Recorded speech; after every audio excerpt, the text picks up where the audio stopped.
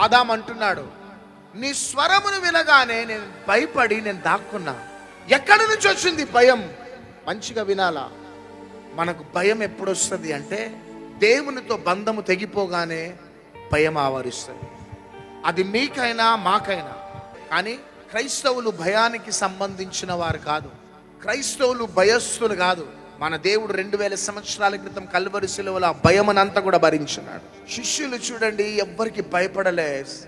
చెరసాలలో వేసినా వారు చెరసాల కారాగృహంలో దేవుడిని ఆరాధించి గణపరిచినారు. భయం లేదు వారికి.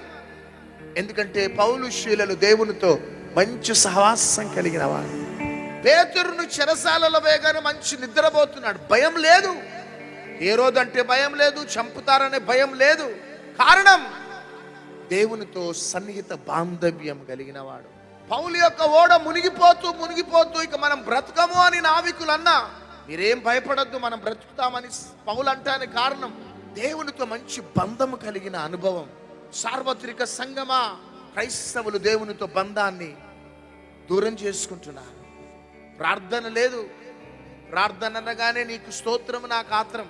హోటల్లో కూర్చుంటావు, పెళ్లిళ్ళల్లో పేరంటాళ్ళల్లో గంటలు కూర్చుంటావు, మ్యారేజ్ రిసెప్షన్కి వెళ్ళి గంటలు కూర్చుంటావు. కానీ దేవునితో ప్రతిరోజు సహవాసం అంటే టైం లేదు, ఐఎమ్ టైర్డ్ అంటావు.